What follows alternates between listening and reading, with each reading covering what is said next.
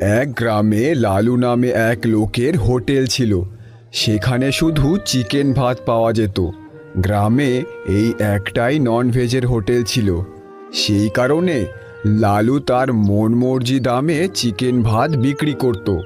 দাদা, তাড়াতাড়ি আমায় এক প্লেট চিকেন ভাত দেবেন তো। দিচ্ছি, কিন্তু গরম গরম চিকেন ভাত এক প্লেট 150 টাকা। কি বলেন লালুদা?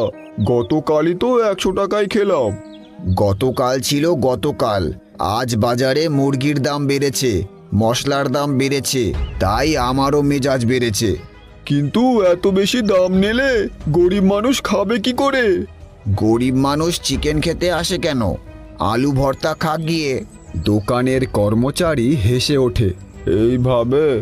এইভাবে মানুষের কষ্টের সুযোগ নেওয়া ঠিক না বাবা। ওহে বুড়ো, বেশি জ্ঞান দিও না। এই বাজারে আমার বিরুদ্ধে কথা বলার সাহস কারো নেই। ঠিক তখনই হাতে কোদাল নিয়ে সুরেশ হোটেলের সামনে দিয়ে যাচ্ছিল। লালুদা, একটু কম দাম নিলেই তো মানুষ খুশি হয়।